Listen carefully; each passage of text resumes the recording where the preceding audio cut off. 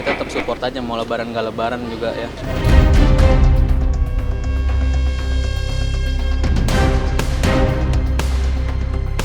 Kalau nggak ada kakak itu ya pasti ada yang kurang semuanya, tapi ya kita syukurin aja sekarang. Semoga kakak bisa cepat sama-sama bareng sama keluarga kita lagi.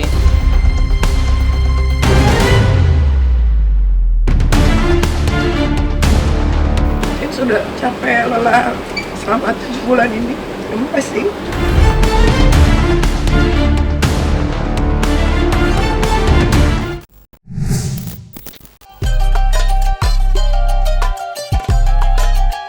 Semarak Hari Raya Idul Fitri tahun 1447 Hijriah ini kembali terasa sungguh berbeda bagi keluarga besar Nikita Mirzani.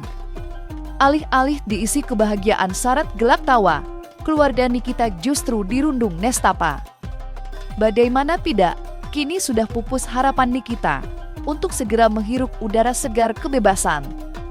Mengingat pada tanggal 13 Maret 2026 kemarin, Mahkamah Agung telah resmi menolak permohonan kasasi Nikita terkait dugaan pemerasan dan tindak pidana pencucian uang. Tertulis dengan jelas kata-kata tersebut dalam amar putusan yang ditampilkan laman Mahkamah Agung. Sepotong kalimat tegas yang memastikan bahwa Nikita harus menghabiskan hari kemenangan seorang diri di balik jeruji besi. Namun apa mau dikata, nasi sudah berubah menjadi bubur.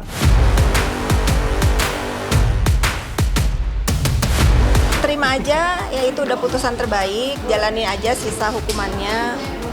Sudah divonis bersalah, hasil kasasinya sudah keluar, ya dinyatakan dia bersalah sebagai terpidana.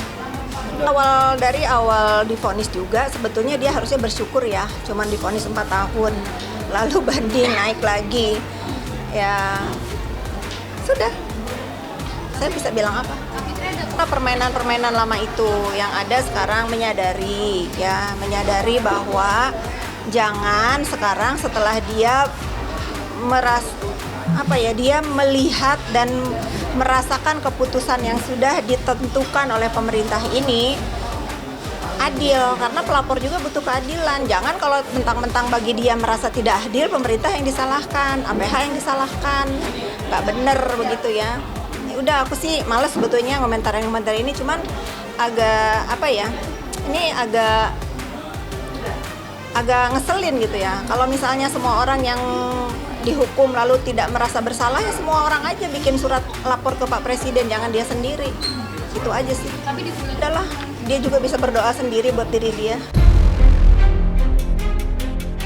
Jatuhnya putusan Mahkamah Agung yang menolak kasasi Nikita diketahui memupuskan harapan sang selebritis untuk merayakan hari kemenangan bersama ketiga buah hati tercinta. Tentu bukan hal yang mudah untuk menjalani semua itu. Apalagi, kali ini bukan pengalaman pertama bagi Nikita untuk menjalani hal serupa. Mengingat momen Lebaran 1446 Hijriah silam, Nikita juga telah menjalankan hidup seperti sekarang. Tentu masih teringat dengan nyata bagaimana pada bulan Ramadan tahun lepas, Nikita dan sang asisten, Ismail Marzuki, harus diamankan oleh pihak kepolisian. Tanpa bisa berbuat apa-apa, keluarga besar Nikita hanya bisa memanjatkan doa agar sang kakak dapat menjalani semua ini dengan kuat serta hati yang tegar.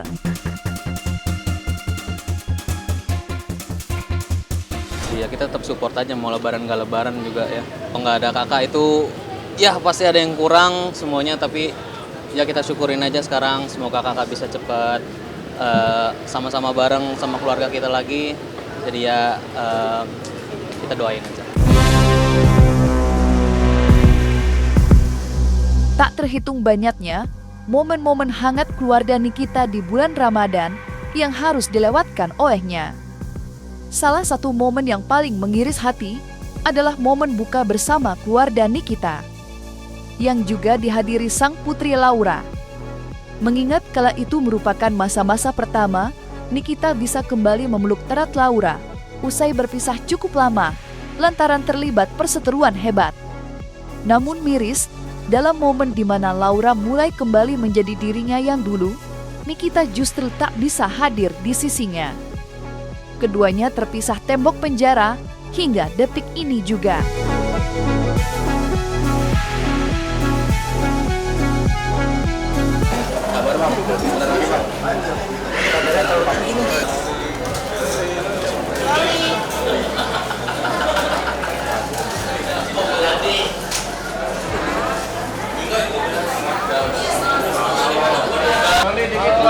Menjelang lebaran seperti apa Loli?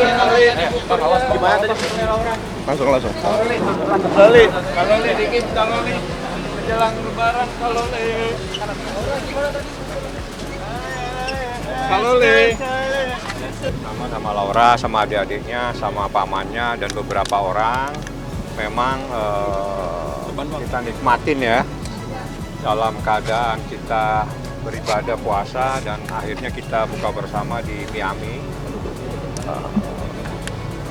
Cukup banyak tadi makanan kita rame-rame. Kita bisa melihat bagaimana kebersamaan Laura bersama adik-adiknya, kebersamaan Laura bersama pamannya, ada Edwin, ada Lintang, dan ada beberapa juga sepertinya ada beberapa stafnya dari kita yang hadir, yang ikut juga bersama-sama untuk buka bersama.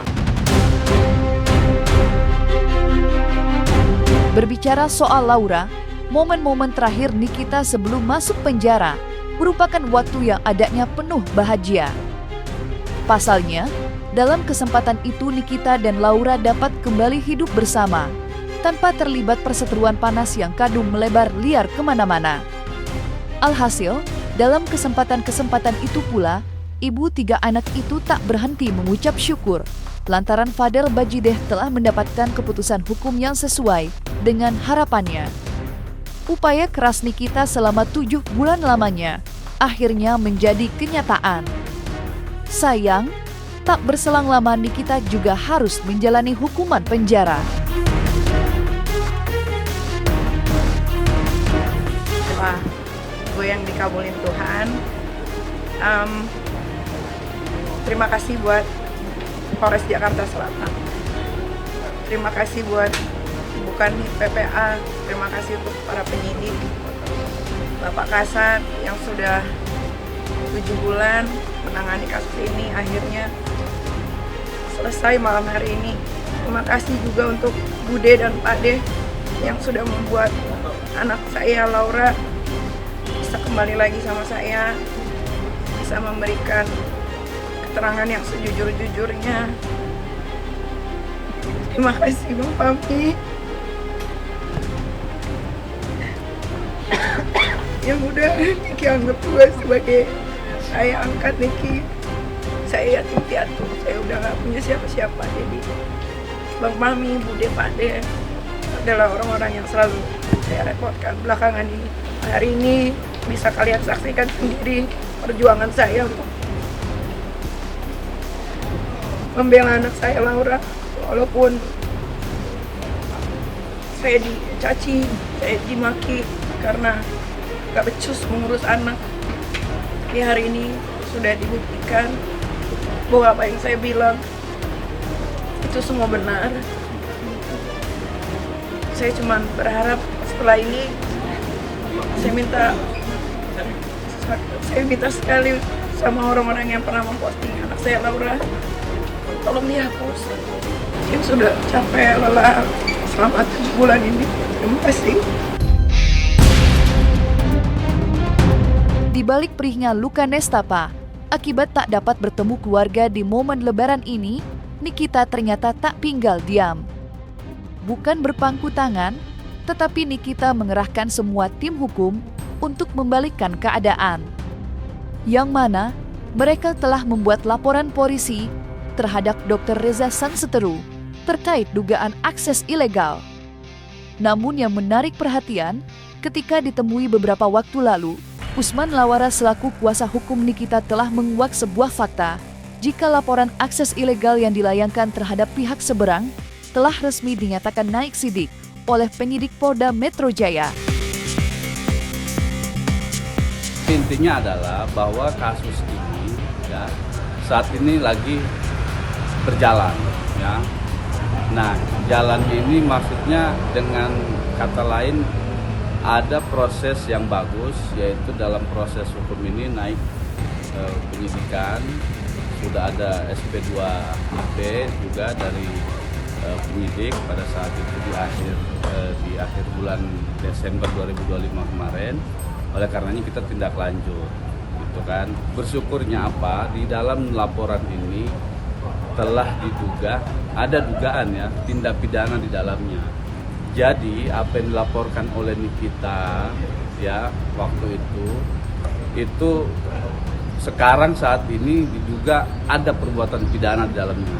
Tinggal bagaimana kemudian penyidik bekerja untuk mencari siapa, menemukan tersangkanya gitu. Nah, jadi tinggal satu tahap lagi sih sebenarnya ini. Insya Allah satu tahap lagi, mudah-mudahan digelar bisa ya. Kan dalam proses hukum kan penyidikan itu artinya sudah ada tindak pidananya gitu. Tinggal bagaimana kemudian satu tahap lagi mencari dan menemukan tersangkanya gitu. Nah, karena ini proses penyidikan, maka untuk tahap berikutnya adalah mencari dan menemukan tersangkanya. Sementara itu, seni pertempuran hukum antara Nikita Mirzani dan Reza Gladys tak hanya berlangsung di medan pidana, tetapi juga di ranah perdata. Tentu masih segar dalam memori bagaimana wanita yang akrab disapa dengan sebutan Ami Niki itu sudah melayangkan gugatan perdata perbuatan melawan hukum dengan tuntutan ganti rugi ratusan miliar terhadap sang seteru. Dan hingga detik ini juga, babak persidangan juga masih berjalan dengan panas. Terbaru, hadir pengakuan kecewa dari pihak Reza yang menyebut gugatan ini salah sasaran. Sampai-sampai, pihak Reza pun melayangkan gugatan rekonvensi alias gugatan balik guna mengimbangi gugatan awal. Kekecewaan itu sontak balik dibantah oleh pihak Nikita. Dan menurut pihak Nikita, Reza telah salah mengartikan aksi hukum ini. Argumen salah sasaran yang dituturkan pihak seberang pun ditangkis dengan sigap oleh pihak Nikita.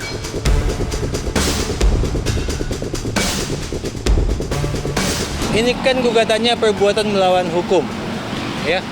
Hukum itu kan banyak. Ada hukum perdata, ada hukum pidana, ada ITE, banyak ya hukum ya. Kemudian masalah illegal access katanya. Mereka memasukkan pasal undang-undang ITE. Ya. Sekarang pertanyaannya, perbuatan melawan hukum pidana kah atau perdata? Kalau perbuatan melawan hukum pidana itu lapor ke polisi. Ya. Kalau perbuatan hukum pidana, kalau memang legal access itu adalah masuk ke perbuatan hukum pidana, pelanggaran hukum pidana, jangan dimasukkan dalam gugatan perdata.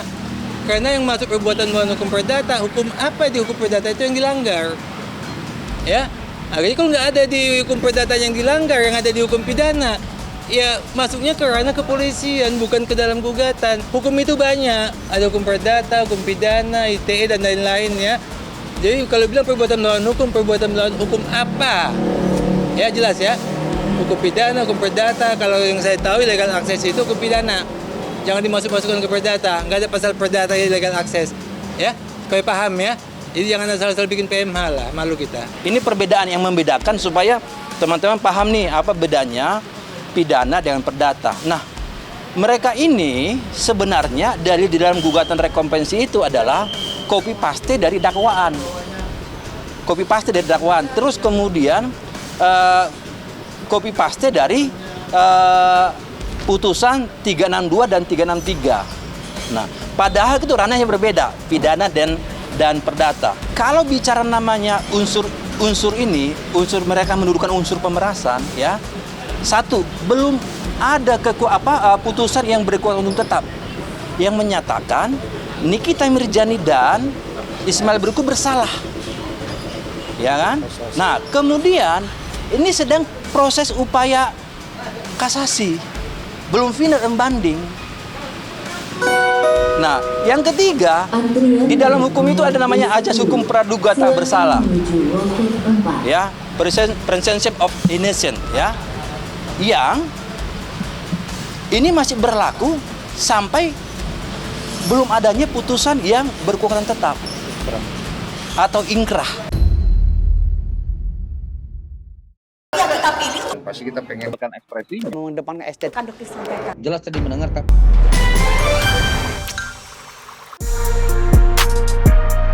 Dan jangan lupa untuk like, subscribe dan juga share channel YouTube Cumi Cumi.